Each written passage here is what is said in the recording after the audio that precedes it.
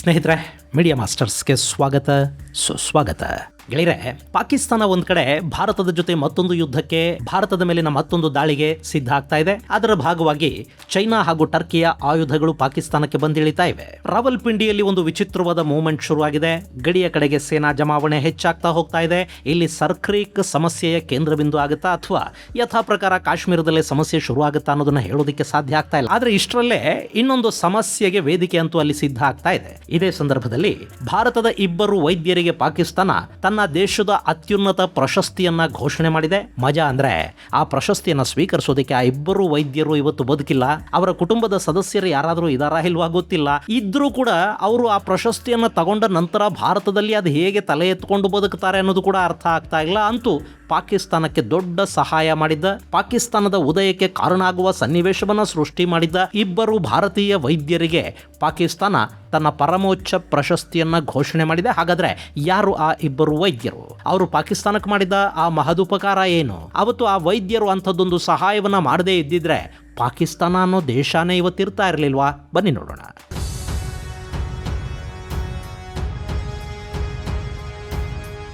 ಗೆಳೆಯರೆ, ಪಾಕಿಸ್ತಾನ ಭಾರತಕ್ಕೆ ಸ್ವಾತಂತ್ರ್ಯ ಬರೋ ಸಂದರ್ಭದಲ್ಲಿ ನಮಗೆ ಮತದ ಆಧಾರದ ಮೇಲೆ ಪ್ರತ್ಯೇಕ ದೇಶ ಬೇಕು ಅಂತ ಹಠ ಹಿಡಿದು ಕೂತಿದ್ದು ಮುಸ್ಲಿಂ ಲೀಗ್.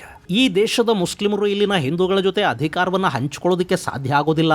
ಮುಸ್ಲಿಮರಿಗೆ ಪ್ರತ್ಯೇಕ ದೇಶ ಬೇಕು ಅಂತ ಮುಸ್ಲಿಂ ಲೀಗ್ ಅವತ್ತು ಪಟ್ಟು ಹಿಡ್ಕೊಂಡು ಕೂತ್ಕೊಳ್ತು. ಅದಕ್ಕಾಗಿ ಮತ್ತೆ ಮತ್ತೆ ದಂಗೆಗಳಾದವು. ದೇಶ ವಿಭಜನೆಯನ್ನ ಸಾಕಷ್ಟು ಜನ ವಿರೋಧಿಸಿದ್ರು. ಮತ್ತೆ ಕೆಲವರು ಈ ದೇಶ ವಿಭಜನೆ ಆಗೋದಿಲ್ಲ, ಮುಸ್ಲಿಮರು ನಮ್ಮ ಮಾತು ಕೇಳ್ತಾರೆ, ಅವರು ಈ ದೇಶದ ಮಕ್ಕಳೇ ಅಂತ ಇಲ್ಲದ ಸೆಂಟಿಮೆಂಟ್ಗಳನ್ನ ತಲೆಗೆ ತುಂಬಿಕೊಂಡು ಬೇರೆಯವರ ತಲೆಗೂ ಅದನ್ನೇ ತುಂಬುತ್ತಾ ಕೂತ್ರು. ಅವತ್ತು ಕೂಡ ಈ ದೇಶ ಇಬ್ಬಾಗ ಆಗೋದನ್ನ ಯಾರೂ ತಡೆಯೋದಕ್ಕೆ ಸಾಧ್ಯ ಆಗೋದಿಲ್ಲ. ಇದು ಬ್ರಿಟಿಷ್ ಮತ್ತು ಮುಸ್ಲಿಂ ಲೀಗ್ ಎರಡೂ ಸೇರಿ ಮಾಡ್ತಾ ಇರೋ ಸಂಚು ಅನ್ನೋದನ್ನ ತುಂಬಾ ಚೆನ್ನಾಗಿ ಅರ್ಥ ಮಾಡ್ಕೊಂಡಿದ್ದವರು ಮತ್ತು ಅದನ್ನ ಮೊದಲೇ ಹೇಳಿದ್ದವರು ಡಾಕ್ಟರ್ ಬಾಬಾ ಸಾಹೇಬ್ ಅಂಬೇಡ್ಕರ್. ಹಾಗೇನೆ ದೇಶ ವಿಭಜನೆ ಅನ್ನೋದು ಆಗೋದೇ ಆದರೆ ಇಲ್ಲಿನ ಎಲ್ಲ ಮುಸ್ಲಿಮರು ಪಾಕಿಸ್ತಾನಕ್ಕೆ ಹೋಗ್ಬಿಡ್ಲಿ ಅಂತ ಕೂಡ ಬಾಬಾ ಸಾಹೇಬರು ಹೇಳಿದ್ರು. ಹಾಗವತ್ತು ದೇಶ ಒಡೆಯುವ ಸಂಚಿನ ಪ್ರಮುಖ ನಾಯಕನಾಗಿದ್ದವನು ಮೊಹಮ್ಮದ್ ಅಲಿ ಜಿನ್ನಾ. ಹೀಗಾಗಿನೇ ಆತನನ್ನ ಪಾಕಿಸ್ತಾನ ಕಾಯ್ದೆಯೇ ಆಜಮ್ ಅಂತ ಕರೆಯುತ್ತೆ. ಈಗ ವಿಷಯಕ್ಕೆ ಬರೋಣ. ಈ ಮೊಹಮ್ಮದ್ ಅಲಿ ಜಿನ್ನಾ ಒಂದು ವಾಸಿಯಾಗದ ಕಾಯಿಲೆಯಿಂದ ಬಳಲ್ತಾ ಇದ್ದ. ಅದರ ಹೆಸರು ಟ್ಯೂಬರ್ಕ್ಯುಲೋಸಿಸ್, TB. ಈಗ ಅದಕ್ಕೊಂದಷ್ಟು ಔಷಧಗಳು ಬಂದಿವೆ, ಆದರೆ ಅವತ್ತಿಗೆ TB ಬಂತು ಅಂದರೆ ಅದು ಕರ್ಕೊಂಡು ಹೋಗೋದಕ್ಕೆ ಬಂದಿದೆ ಅಂತ ಅರ್ಥ. ಜಿನ್ನಾಗೆ ಕೂಡ ಆ ಕಾಯಿಲೆ ಬಂದಿತ್ತು. ಆತ ಮುಂಬೈಯಲ್ಲಿ ಅದಕ್ಕೆ ಚಿಕಿತ್ಸೆಯನ್ನು ತಗೋತಾ ಇದ್ದ. ಜಿನ್ನಾಗೆ ಚಿಕಿತ್ಸೆ ಕೊಡ್ತಾ ಇದ್ದದ್ದು ಇಬ್ಬರು ಪಾರ್ಸಿ ವೈದ್ಯರು.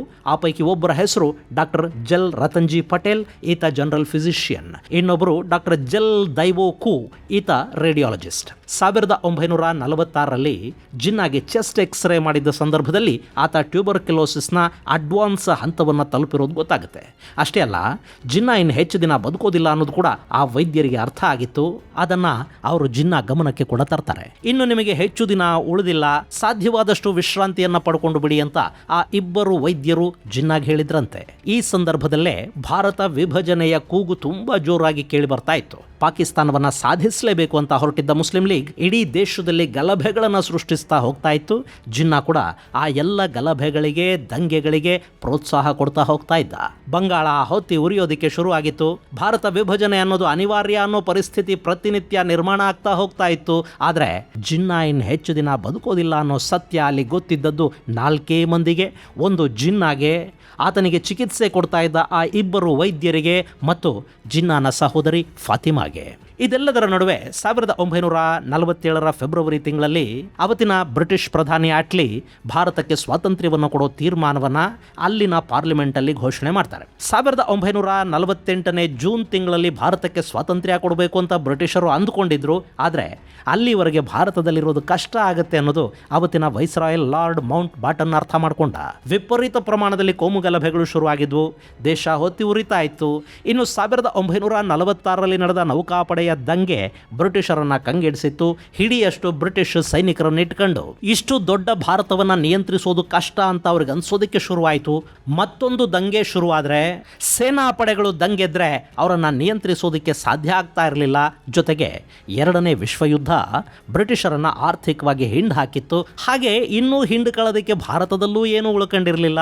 ಜೊತೆಗೆ ಭಾರತದ ಆಡಳಿತ ಅನ್ನೋದು ಅವರಿಗೆ ಖರ್ಚಿನ ಬಾಬತ್ತು ಅನ್ಸೋದಕ್ಕೆ ಶುರುವಾಗಿತ್ತು. ಹೇಗೂ 48ರ ಜೂನ್ನಲ್ಲಿ ಸ್ವಾತಂತ್ರ್ಯ ಕೊಡೋದೇ ಆದರೆ ಅದನ್ನು ಸ್ವಲ್ಪ ಬೇಗ ಕೊಟ್ಟು ಇಲ್ಲಿಂದ ಯಾಕೆ ಎದ್ದು ಹೋಗಬಾರದು ಅಂತ ಮೌಂಟ್ ಬಾಟನ್ ಯೋಚನೆ ಮಾಡಿದ್ರು. ಹೀಗಾಗಿ 1947 ಆಗಸ್ಟ್ ಅಲ್ಲಿ ಸ್ವಾತಂತ್ರ್ಯ ಕೊಟ್ಟು ಬಿಡೋ ನಿರ್ಧಾರಕ್ಕೆ ಬರಲಾಯಿತು. ಅದರ ಜೊತೆ ಪಾಕಿಸ್ತಾನವನ್ನ ವಿಭಜಿಸಿ ಭಾರತವನ್ನ ಇಬ್ಬಾಗ ಮಾಡಿ ಸ್ವಾತಂತ್ರ್ಯ ಕೊಡೋದಕ್ಕೆ ಬ್ರಿಟಿಷರು ನಿರ್ಧಾರ ಮಾಡಿದ್ರು. 47 ಆಗಸ್ಟ್ 14ನೇ ತಾರೀಕು ಪಾಕಿಸ್ತಾನಕ್ಕೆ ಸ್ವಾತಂತ್ರ್ಯ ಸಿಕ್ತು. ಅದಾದ ಕೆಲವೇ ಗಂಟೆಗಳ ನಂತರ ಅಂದ್ರೆ ಆಗಸ್ಟ್ 14ರ ಮಧ್ಯರಾತ್ರಿ ಅಂದ್ರೆ 15ನೇ ತಾರೀಕು ಭಾರತ ಸ್ವತಂತ್ರಗೊಳ್ತು. ಗೆಳೆಯರೆ, ಈ ಎಲ್ಲ ಬೆಳವಣಿಗೆಗಳಿಗೂ ಮತ್ತು ಭಾರತದ ಇಬ್ಬರು ವೈದ್ಯರಿಗೆ ಪಾಕಿಸ್ತಾನ ಪ್ರಶಸ್ತಿ ಕೊಡ್ತಾ ಇರೋದಕ್ಕೂ ಏನು ಸಂಬಂಧ ಅಂತ ನಿಮ್ಗೆ ಅನ್ನಿಸ್ತಾ ಇದೆ ಅಲ್ವಾ? ಸಂಬಂಧ ಖಂಡಿತ ಇದೆ. ಜಿನ್ನಾ ಪಾಕಿಸ್ತಾನಕ್ಕಾಗಿ ಬೇಡಿಕೆ ಇಟ್ಟು ಆ ಬೇಡಿಕೆ ಹೆಚ್ಚಾಗಿ ದೊಡ್ಡ ಮಟ್ಟದ ಗಲಭೆಗಳು ದಂಗೆಗಳು ಆಗ್ತಾ ಇದ್ದ ಹೊತ್ತಿಗೆ ಜಿನ್ನಾಗೆ ಕ್ಷಯವ್ಯಾಧಿ ಬಂದಿದೆ ಅನ್ನೋದು ಮತ್ತು ಆತ ಇನ್ನು ಹೆಚ್ಚು ದಿನ ಬದುಕೋದಿಲ್ಲ ಅನ್ನೋದು ಆ ಇಬ್ಬರು ಪಾರ್ಸಿ ವೈದ್ಯರಿಗೆ ಗೊತ್ತಿತ್ತು. ಆ ವಿಷಯವನ್ನ ಅವರವತ್ತಿನ ಕಾಂಗ್ರೆಸ್ ನಾಯಕರ ಗಮನಕ್ಕೋ ಬ್ರಿಟಿಷರ ಗಮನಕ್ಕೋ ತಂದುಬಿಟ್ಟಿದ್ರೆ ಜಿನ್ನಾಗಿನ ಹೆಚ್ಚು ದಿನ ಆಯಸ್ಸಿಲ್ಲ ಅನ್ನೋದು ಭಾರತದ ನಾಯಕರಿಗೆ ಗೊತ್ತಾಗಿದ್ರೆ ಅವರು ಈ ಸ್ವಾತಂತ್ರ್ಯವನ್ನೇ ಕೆಲ ತಿಂಗಳ ಕಾಲ ಮುಂದೂಡಿ ಬಿಡೋದಕ್ಕೆ ಅವಕಾಶ ಇರ್ತಾ ಇತ್ತು. ಹಾಗೇನಾದರೂ ಆಗಿದ್ದಿದ್ರೆ ಭಾರತ ವಿಭಜನೆ ಆಗೋದನ್ನ ತಪ್ಪಿಸೋ ಅವಕಾಶ ಕೂಡ ಅಲ್ಲಿರ್ತಾ ಇತ್ತು. ಜಿನ್ನಾಗೆ ಟಿಬಿ ಅನ್ನೋದು ಗೊತ್ತಾಗಿದ್ರೆ ಅಥವಾ ಸ್ವಾತಂತ್ರ್ಯವನ್ನ ಜಿನ್ನಾ ಸಾಯೋವರೆಗೆ ವಿಳಂಬ ಮಾಡಿದ್ರೆ ದೇಶದಲ್ಲಿ ಭುಗಿಲೆದ್ದಿದ್ದ ಗಲಭೆಗಳನ್ನ ನಿಯಂತ್ರಿಸೋದು ಕೂಡ ಕಷ್ಟ ಏನಾಗ್ತಾ ಇರಲಿಲ್ಲ. ಅವತ್ತಿಗೆ ಅತಿ ಹೆಚ್ಚು ದಂಗೆಗಳಾಗ್ತಾ ಇದ್ದದ್ದು ಬೆಂಗಾಲಲ್ಲಿ. ಸಹ್ರಾವರ್ದಿ ಅಲ್ಲಿನ ಮುಖ್ಯಮಂತ್ರಿ ಆಗಿದ್ದ. ಆತ ಉದ್ದೇಶಪೂರ್ವಕವಾಗಿ ದಂಗೆಗಳನ್ನ ಮಾಡಿಸಿದ್ದನಾದ್ರೂ ಆ ನಂತರ ಅಲ್ಲಿನ ಹಿಂದೂಗಳು ಮೇಲೆದ್ರು. ಗೋಪಾಲ್ ಪಥರ್ ಅಂತ ನಾಯಕರ ನೇತೃತ್ವದಲ್ಲಿ ಇಸ್ಲಾಮಿಕ್ ದಾಳಿಗಳಿಗೆ ಅವರದ್ದೇ ಭಾಷೆಯಲ್ಲಿ ಉತ್ತರ ಕೊಡೋ ಪ್ರಕ್ರಿಯೆ ಶುರುವಾಯಿತು. ವಾಪಸ್ಸು ವಧೆ ಬೀಳೋದಕ್ಕೆ ಶುರುವಾದ ಕೂಡಲೇ ಗಲಭೆಕೋರರು ಕೂಡ ಬಾಲ ಮುದುರ್ತಾ ಇದ್ರು. ಇನ್ನು ಮಹಾತ್ಮ ಗಾಂಧಿ ಶಾಂತಿ ಕಾಪಾಡೋದಕ್ಕೆ ಮನವಿಯನ್ನು ಮಾಡಿಕೊಂಡಿದ್ರು. ಸೊ ಭಾರತ ಗಲಭೆಗಳನ್ನು ನಿಯಂತ್ರಿಸಿ ಅಖಂಡವಾಗಿ ಉಳ್ಕೊಳ್ಳೋದಕ್ಕಲ್ಲಿ ಅವಕಾಶ ಇರ್ತಾ ಇತ್ತು. ಅದರಿಂದ ಭಾರತಕ್ಕೆ ಯಾವ ಲಾಭ ಆಗ್ತಾ ಇತ್ತೋ ಗೊತ್ತಿಲ್ಲ. ಆದರೆ ಪಾಕಿಸ್ತಾನ ಅನ್ನೋ ಇವತ್ತಿನ ದೇಶ ಉದಯ ಆಗ್ತಾ ಇರಲಿಲ್ಲ. ಆದರೆ ಈ ವೈದ್ಯರಿಬ್ಬರು ಜಿನ್ನಾ ಕಾಯಿಲೆ ಬಹಿರಂಗಗೊಳ್ಳದ ಹಾಗೆ ನೋಡ್ಕೊಂಡ್ರು. ಹೀಗಾಗಿ ಭಾರತದ ವಿಭಜನೆಯನ್ನು ತಪ್ಪಿಸೋದಕ್ಕೆ ಸಾಧ್ಯನೇ ಆಗಲಿಲ್ಲ.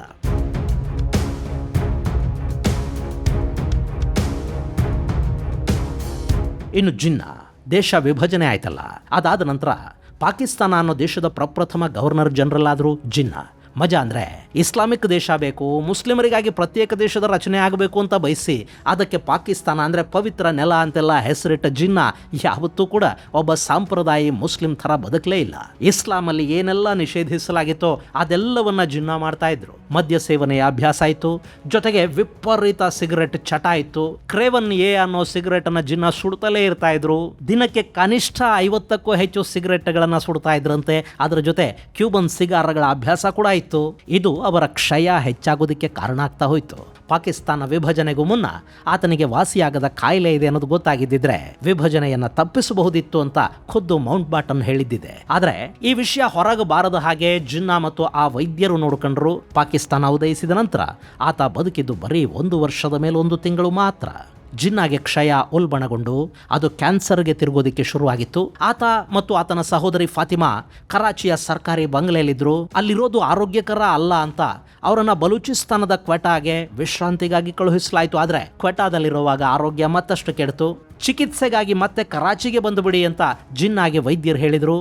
ಜಿನ್ನಾ ಅಲ್ಲಿಂದ ವಿಮಾನ ಹತ್ತಿ ಕರಾಚಿಗೆ ಬಂದದ್ದು ಆಯಿತು. ಹಾಗೆ ಬಂದ ನಂತರ ಆತನ ಆರೋಗ್ಯ ಮತ್ತಷ್ಟು ಹದಗೆಡ್ತು. ಆಂಬ್ಯುಲೆನ್ಸ್ ಅಲ್ಲಿ ಆಸ್ಪತ್ರೆಗೆ ಕರ್ಕೊಂಡು ಹೋಗ್ತಾ ಇರುವಾಗ ಕರಾಚಿಯ ಹೆದ್ದಾರಿಯಲ್ಲಿ ಆಂಬ್ಯುಲೆನ್ಸ್ ಕೆಟ್ಟು ಹೋಗುತ್ತೆ. ಎಂಥ ದರಿದ್ರ ಪರಿಸ್ಥಿತಿ ನೋಡಿ ಅವತ್ತಿಗೆ. ದೇಶದ ಮೊದಲ ಗವರ್ನರ್ ಜನರಲ್ ಮತ್ತು ಕಾಯ್ದೆಯೇ ಆಜಮ್ನನ್ನ ತುರ್ತು ಚಿಕಿತ್ಸೆಗಾಗಿ ಕರ್ಕೊಂಡು ಹೋಗ್ತಾ ಇದ್ದ ಆಂಬ್ಯುಲೆನ್ಸ್ ರಸ್ತೆಯಲ್ಲಿ ಕೆಟ್ಟು ನಿಂತಿದೆ. ಕಾರಲ್ಲಿ ಕರ್ಕೊಂಡು ಹೋಗೋದಕ್ಕೆ ಆತ ಕೂತ್ಕೊಳ್ಳೋ ಸ್ಥಿತಿಯಲ್ಲೇ ಇರಲಿಲ್ಲ. ಇನ್ನು ಬೇರೆ ಆಂಬ್ಯುಲೆನ್ಸ್ಗೆ ವ್ಯವಸ್ಥೆ ಮಾಡೋದಕ್ಕೆ ಆತನ ಜೊತೆಗಿದ್ದವರ ಪರದಾಟ ಶುರುವಾಯಿತು. ಒಂದೇ ಸಮಕ್ಕೆ ಬಿಸಿಲು, ರಸ್ತೆ ಬದಿ ಜಿನ್ನಾ ಮಲಗಿದ್ದ ಆಂಬ್ಯುಲೆನ್ಸ್ ಇತ್ತು. ಅಲ್ಲಿ ಹಲವಾರು ಗಂಟೆಗಳ ಸಾಹಸದ ನಂತರ ಇನ್ನೂ ಒಂದು ಆಂಬ್ಯುಲೆನ್ಸ್ ಅನ್ನು ತಗೊಂಡು ಬರೋದಕ್ಕೇನೋ ಸಾಧ್ಯ ಆಯಿತು. ಆದರೆ ಅಷ್ಟೊತ್ತಿಗೆ ಜಿನ್ನಾ ಸಾವಿಗೀಡಾಗಿದ್ದ. ಯಾವ ಪಾಕಿಸ್ತಾನದ ಸ್ಥಾಪನೆಗಾಗಿ ಭಾರತದಲ್ಲಿ ಲಕ್ಷಾಂತರ ಮಂದಿಯ ನೆತ್ತರು ಹರಿಯೋದಕ್ಕೆ ಕಾರಣ ಆಗಿದ್ನೋ, ಯಾವ ವಿಭಜನೆಯ ಮೂಲಕ 2 ದೇಶಗಳ ನಡುವೆ ಮಾತ್ರ ಅಲ್ಲ 2 ದೇಶಗಳಲ್ಲಿನ 2 ಕೋಮುಗಳನ್ನ ಶಾಶ್ವತವಾಗಿ ಬೇರ್ಪಡೋ ಹಾಗೆ ಮಾಡಿದ್ನೋ, ಆ ಪಾಪಿ ಜಿನ್ನಾ ಪಾಕಿಸ್ತಾನದ ನಡು ರಸ್ತೆಯಲ್ಲಿ ಪ್ರಾಣ ಬಿಟ್ಟಿದ್ದ. ಅವತ್ತು ಸೆಪ್ಟೆಂಬರ್ 11, 1948.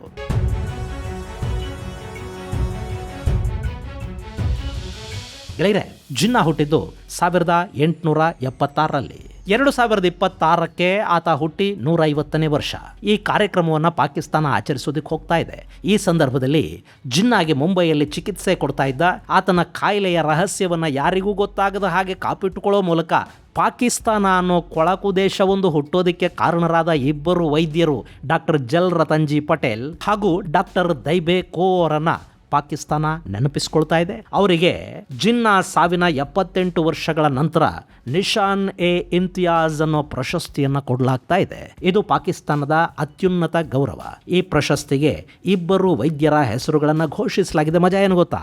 ಜಿನ್ನಾನ ರಹಸ್ಯವನ್ನು ಕಾಪಾಡಿದ್ದ ವೈದ್ಯ ಡಾಕ್ಟರ್ ಜಲ್ ಪಟೇಲ್ಗೆ 1962ರಲ್ಲಿ ಭಾರತದಲ್ಲಿ ನೆಹರು ಅವರ ಸರ್ಕಾರ ಪದ್ಮಭೂಷಣ ಪ್ರಶಸ್ತಿಯನ್ನು ಕೊಟ್ಟು ಗೌರವಿಸಿತ್ತು ಅನ್ನೋದು. ಸೊ ಪಾಕಿಸ್ತಾನದ ರಚನೆಗೆ ಈ ವೈದ್ಯರ ಕೊಡುಗೆ ದೊಡ್ಡದಿದೆ ಅಂತ ಪಾಕಿಸ್ತಾನ ಬಣ್ಣಿಸ್ತಾ ಇದೆ. ಹಾಗೆ ಅವರಿಗೆ ಪ್ರಶಸ್ತಿಯನ್ನ ಘೋಷಣೆ ಮಾಡೋದ್ರಿಂದ ಅದನ್ನು ತಗೊಳ್ಳೋದಿಕ್ಕೆ ಅವರೇನು ಬರೋದಿಲ್ಲ. ಹೀಗಾಗಿ ಪ್ರಶಸ್ತಿಯನ್ನ ಕೊಡಬೇಕಾಗಿಲ್ಲ.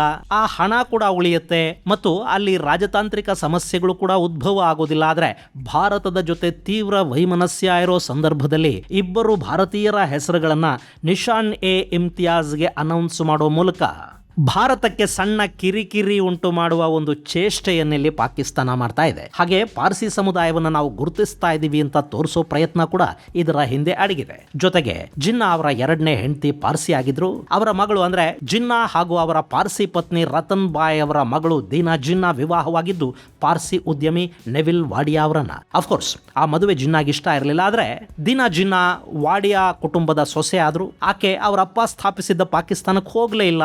ಮುಂದೆ ಜಿನ್ನಾ ಸಾವಿಗೀಡಾದಾಗ ಒಮ್ಮೆ, ಆ ನಂತರ 2004ರಲ್ಲಿ ಕ್ರಿಕೆಟ್ ಮ್ಯಾಚ್ ನೋಡೋದಕ್ಕೊಮ್ಮೆ ಪಾಕಿಸ್ತಾನಕ್ಕೆ ಹೋಗಿದ್ದು ಬಿಟ್ರೆ ದೀನಾ ಜಿನ್ನಾ ಭಾರತದಲ್ಲಿ ಉಳ್ಕೊಂಡ್ರು. ಆ ನಂತರ ಅಮೆರಿಕಾಗ ಆಕೆ ಹೋದ್ರು, ಅಲ್ಲೇ ಕೊನೆಯುಸಿರೆಳೆದ್ರು. ಸೊ ಈ ಪಾರ್ಸಿ ಸಂಬಂಧಗಳನ್ನ ನೆನಪು ಮಾಡಿಕೊಳ್ಳೋದಕ್ಕೆ ಕೂಡ ಪಾಕಿಸ್ತಾನ ಇಬ್ಬರು ಈಗ ಇಲ್ಲದ ಪಾರ್ಸಿ ವೈದ್ಯರಿಗೆ ಪ್ರಶಸ್ತಿಯನ್ನ ಘೋಷಣೆ ಮಾಡಿದೆ. ಪಾಕಿಸ್ತಾನದ ಸ್ಥಾಪಕನ ಕಥೆಯನ್ನ ಹೊಸ ಕೋನದಿಂದ ಜಗತ್ತಿನ ಮುಂದಿಡೋ ಪ್ರಯತ್ನವನ್ನ ಪಾಕಿಸ್ತಾನ ಮಾಡ್ತಾ ಇದೆ. ಇದು ಗೆಳೆಯರೆ ಭಾರತದ ಇಬ್ಬರು ವೈದ್ಯರು ಪಾಕಿಸ್ತಾನದ ಅತ್ಯುನ್ನತ ನಾಗರಿಕ ಪ್ರಶಸ್ತಿಗೆ ನಾಮನಿರ್ದೇಶನಗೊಂಡಿರುವುದರ ಹಿಂದಿನ ಕಥೆ. ಮುಂದಿನ ಸಂಚಿಕೆಯಲ್ಲಿ ಮತ್ತಷ್ಟು ವಿಶೇಷಗಳ ಜೊತೆ ಮತ್ತೆ ಭೇಟಿಯಾಗೋಣ. ಅಲ್ಲಿವರೆಗೆ ಜೈ ಹಿಂದ್, ಜೈ ಕರ್ನಾಟಕ.